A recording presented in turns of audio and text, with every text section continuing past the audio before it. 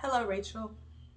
You recently decided to never get married and never bring another black or brown baby into this world because of the hate and pain that you and people around you that you care about have received.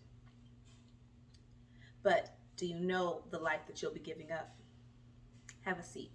I can tell you.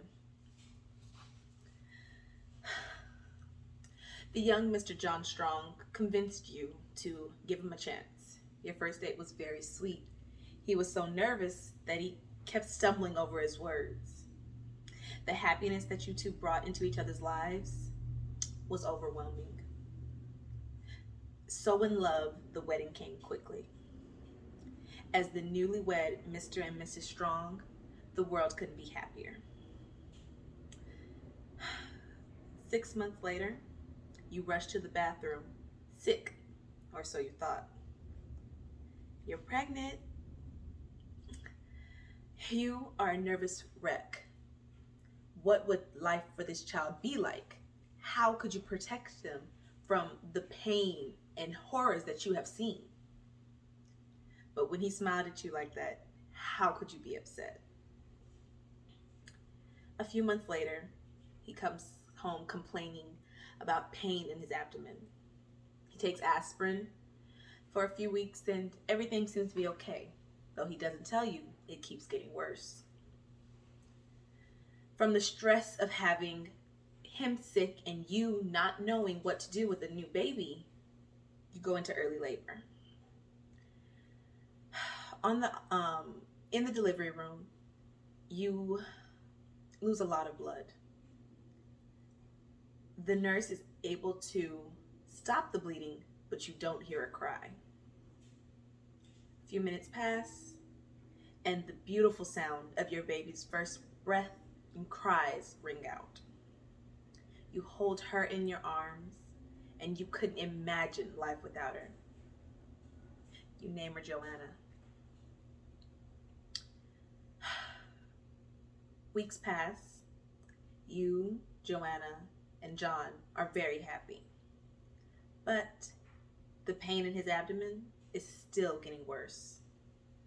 He goes to the doctor to see about some treatment or medication.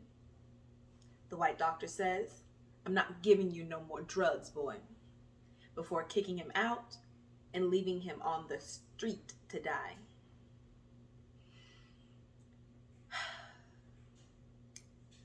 "12 years later, 1 week before her birthday, you and Joanna are walking home with groceries. A white man sees you and decides you are just too pretty to not take home with him. As nice as you possibly can to avoid upsetting him and keep your daughter and you safe, you say, no, you have to get home. He doesn't like that answer. He pulls out a knife. You tell Joanna to run. She does, but not far or fast enough to avoid hearing your screams of terror as he takes your life.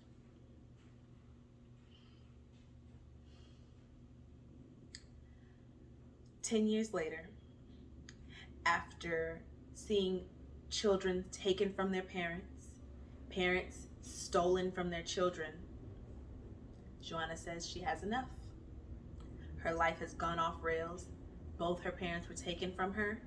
Her once bright future was clouded over by the racism and pain and trauma she has experienced. 1 week before her 23rd birthday, Joanna decides to take her life. So, that is the legacy you would leave behind. And I stand here today thanking you for not having me, Mom, and sparing me the pain that I would receive.